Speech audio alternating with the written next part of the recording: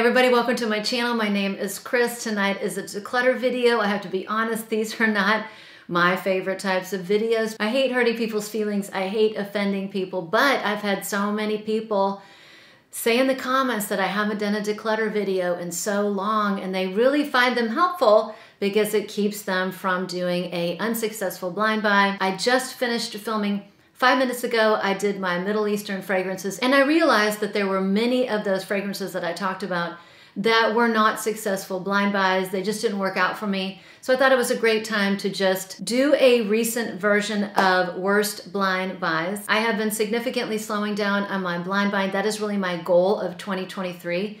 I've been doing a really good job. There were a lot of times I've been tempted with this perfume or that perfume. I have remained strong with a couple of exceptions. I did blind buy Valaya, and fortunately that worked out for me. I've been really good either tracking down samples, decants, or waiting till I could test something in store. So with that, I think I have around 10 fragrances that were not successful blind buys for me within the past year.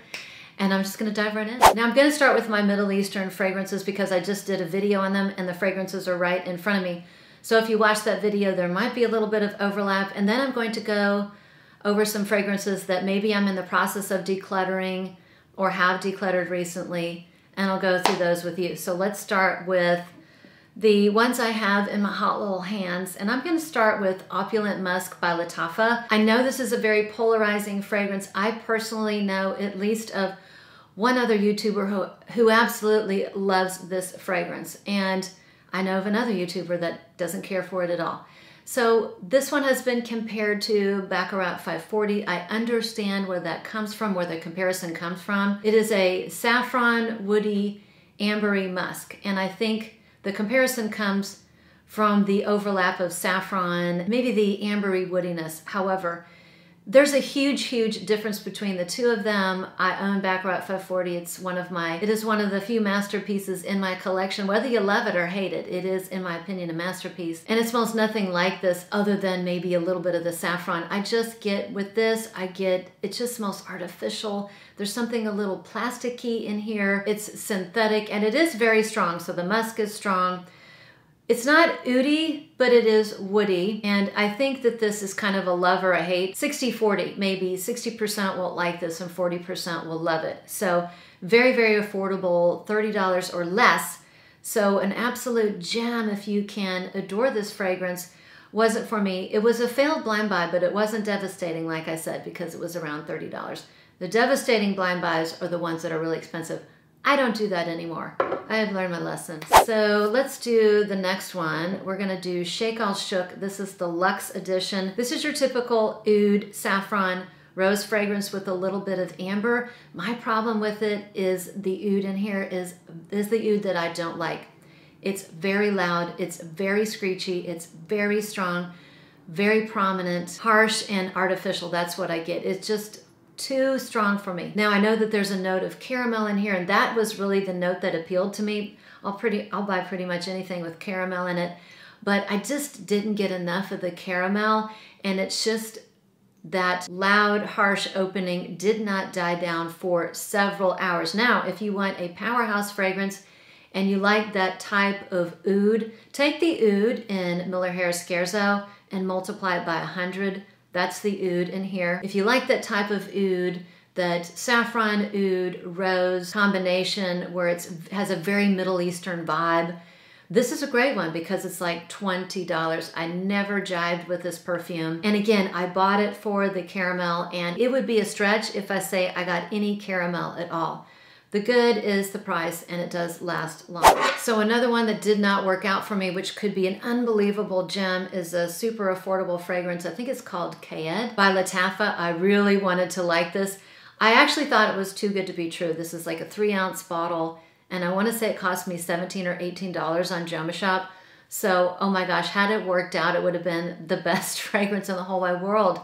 And it did sound promising on paper. So there's vanilla, cinnamon, amber, and saffron. I'm all about those notes, and I know several people who absolutely love this fragrance. So I thought there was a good chance I could like it. However, instead of all those lovely notes that I wanted to get, what I got was a very harsh woody note, an oud.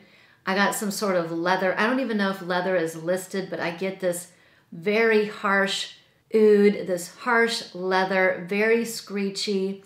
I like my leather to be soft, smooth, more delicate. I like my oud to be clean and on the more delicate side. And I just couldn't get past that opening to wait for what is supposed to be the wonderful dry down. And listen, I think it's just a difference in, I was going to say opinion, but it's just a difference in taste. This is just not my style. I like other Middle Eastern fragrances that probably aren't people's style. I like them a little bit lighter, fruitier, a little bit more floral, fresh. Those are the type of Middle Eastern fragrances I go for.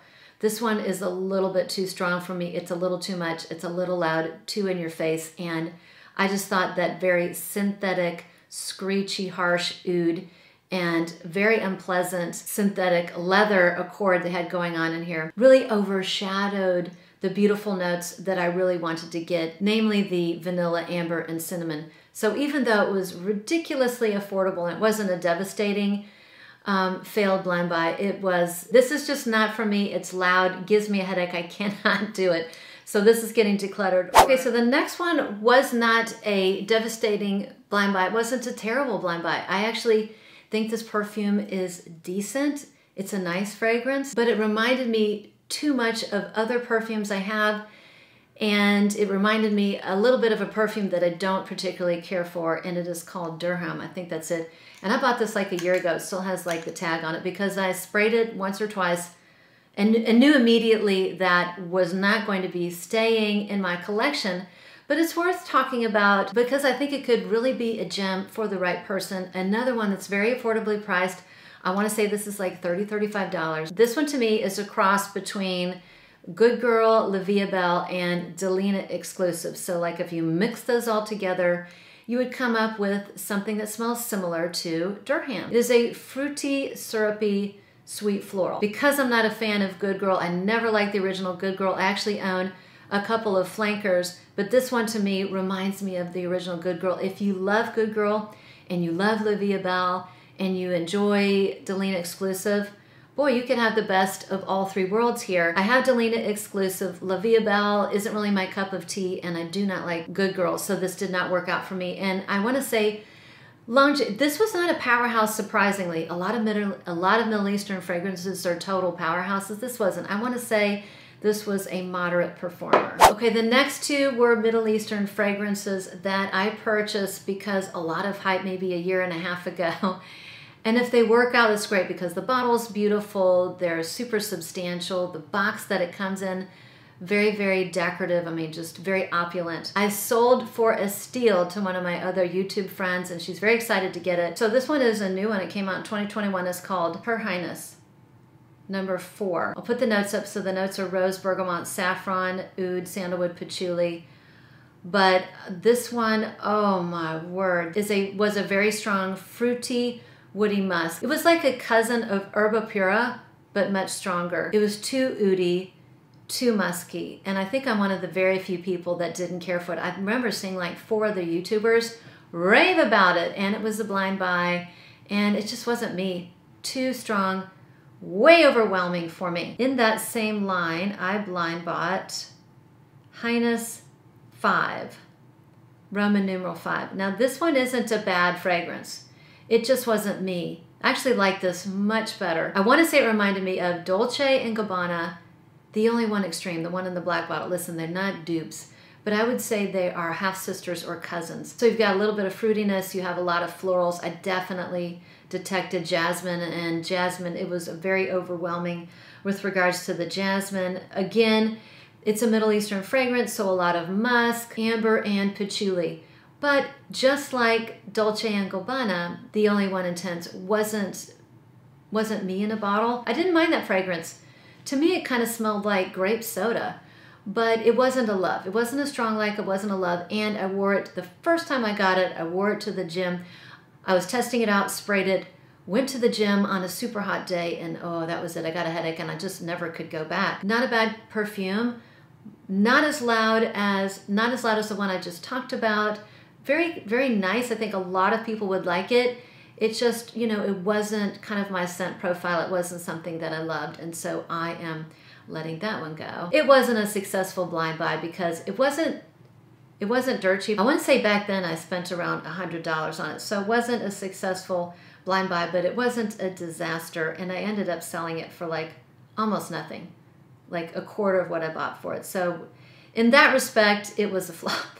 Okay, so the absolute worst blind buy of last year, hands down, 100%, nothing comes close, is Vanilla Milk by Ellis Brooklyn. I was so excited about that perfume. Over on Instagram, they were releasing pictures, and you saw these splashes of milk and vanilla pod and orchid, and my eyes were just this big. I mean, you're talking about my fragrance. This fragrance should have been the perfume for me. I could not wait to sample it. I thought there's no way this could go poorly. There was no way I couldn't love it, and so I bought a bottle blindly, and it was a disaster. It was a flop in my opinion. And from being over on social media, I know like 90% of the people who bought it did not, just absolutely hated it. It smelled like vanilla ice cream that was served on a piece of melted plastic or melting plastic, and you sprinkled barbecue chips on top. It was just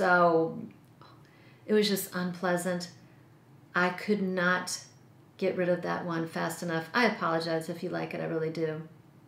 But I even remember the CEO of Ellis Brooklyn, like 2 weeks after that perfume came out, and I think it was just getting absolutely annihilated in the reviews, had to explain why it might not be universally appealing to everybody because they were trying to go out of the box. I've never seen another fragrance company do that, be so desperate to try and save their newest release. I felt badly for the company. I don't want any company to go belly up or do poorly, but I think if they would have done a focus group of people outside of their company, they probably would have known pretty quickly, because as far as I know, I think 90% of the people who bought it absolutely hated it. I even talked to the SA over at Sephora who says it just doesn't sell. They don't sell any of that. So that was the absolute worst blind buy of 2022. For sure. Another blind buy that wasn't a disaster, it just didn't work out. I blind bought Jean Paul Gaultier Le Belle Intense Le Parfum.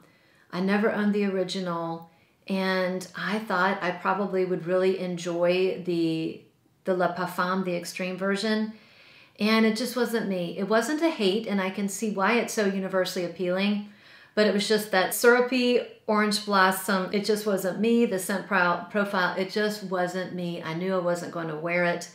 And so I literally never wore that perfume. If I smelled it on somebody else, I'm quite sure I would enjoy it and would probably say they smell good.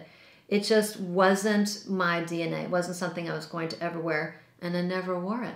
Another blind buy that wasn't devastating because it was from the Scents of Wood, and I basically love everything from the Scents of Wood except this one, and I bought the little travel size. I love that they offer that. It was wonderful. It was Hinoki In Hinoki, and I'm all about, I love woody fragrances, evergreens. That's one of my favorite notes, and I'm really into Hinoki recently. I like the fragrance Dirty Hinoki, and I also enjoy Hinoki Bath and Body products. I just showed a bunch of them in my spa video. So this one just didn't work out for me because there was some spice in the opening that resembled cumin. I know it wasn't cumin, but on my skin, it came off as cumin, and cumin can come off as dirty sweat. So I have to be really, really careful with that note or that note profile or anything that resembles that note.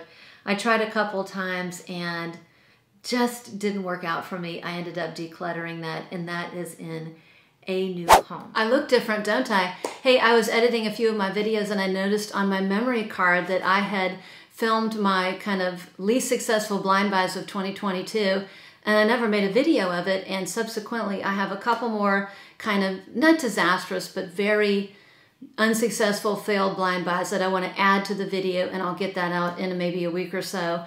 So to add on is, I kind of went crazy with the Girl of Now. I've been testing a lot of pistachio. Got something in my eye. And I didn't really get along with Girl of Now like 3 years ago when I first tried it. It was kind of, I felt it was too syrupy, too gloppy, too heavy, too sweet. So like a ding dong, I tried it again. I bought it again because I got a pretty decent deal on it and it didn't work out. This time it was too floral. I mean, it was like sweet, sticky, syrupy florals. It was kind of the floral, that sweet, sticky floral that I just don't like. And I bought a flanker. So Girl of Now went gone. Girl of Now is now gone, girl. I even bought a flanker called Girl of Now Lovely by Elisab. And this one did not work out for me either. It smells too much like Girl of Now. If you like Girl of Now, you'll probably like this. It's a little bit lighter. It's less sweet, slightly less floral, a little bit more powdery, so a little bit less of a punch, but it still wasn't up my alley. So this one is going goodbye. Another Elisab that I bought is called Elisab Le Couture. And I'm really I was looking for a really good almond perfume, but I realized that not all almonds for me are not all I can say that not all almonds are for me. I like sweet almonds. I don't like bitter almonds. I can do dry, but I cannot do bitter or green almonds. And this is really kind of a green, bitter, almost bitter almond in my opinion. It does have a little bit of the Elisab, the original Le Parfum DNA, and it's sweet, but I could not get past that bitter almond. And it has, I mean, if you like that hairspray vibe kind of a thing, this is very shampoo-y and hairspray, but I'm not gonna wear it. It's just not me. And one of the worst blind buys, I've been very good about not blind buying expensive stuff. This was the most expensive blind buy I've had. I thought it was going to be a home run. I really love the Liquid Imaginaires, and I've had a lot of success with a lot of their perfumes. So of course I got suckered in by the rice note, and I bought it because this beautiful bottle, Phantasma, I cannot do this perfume. This perfume to me it has a tea note, and I want to say it's mate, maybe it's black tea. It smells like, well, I'm a tea drinker, and not all tea leaves are created equally. You have to, when you cook tea or when you make tea, you have to steep at different temperatures. Black tea is pretty hardy. You can steep that at pretty hot temperatures, and the tea leaves are going to do just fine. But white tea and green tea, and to a lesser degree mate, they are more labile. They are more delicate tea leaves. If you cook them at too high of a temperature or for too long, they will burn easily, and they will taste bitter and awful. And what I get in here, I cannot get over this overwhelming, very strong, burned tea note. It was just suffocating to me. I tried a couple times, could not do it, and I was devastated.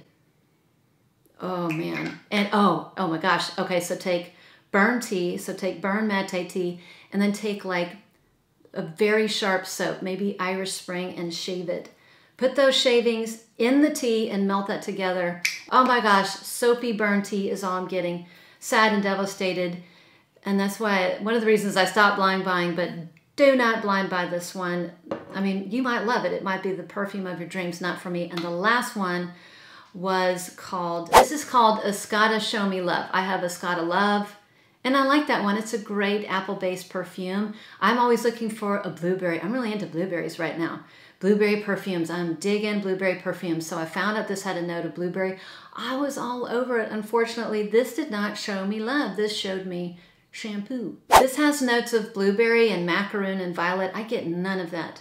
I mean, if that was the case, if you want to make a perfume made of blueberries, vanilla, and macaroons, I'm going to buy the biggest bottle available. That is not what I get here. This is shampoo. There's nothing gourmand about this. I mean, I guess I get a little bit of a tart, bright blueberry, but this is a floral shampoo.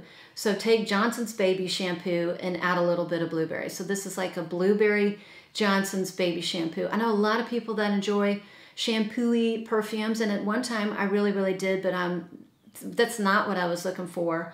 So that's what I got. And I can't even remember if I did an ending on my other video, so I'm just going to do an ending. That's it for my least successful blind buys of 22 and early 2023. Like I said, I'm doing so much better, but every once in a blue moon, I slip up and I just can't help myself, or I cannot track down a sample and a blind buy, and it just, recently it's been more unsuccessful than successful. That's why I've been really sticking to my guns and not blind buying. I'm telling you, it's a bad idea. You're gonna set yourself up for disappointment unless you don't care. That's it for my unsuccessful blind buys. Hopefully I won't have enough content to make another one of these videos until 2024. Let me know in the comments below what has been your least successful or your most tragic blind buys of the past year. And with that, I'll see you on the next one.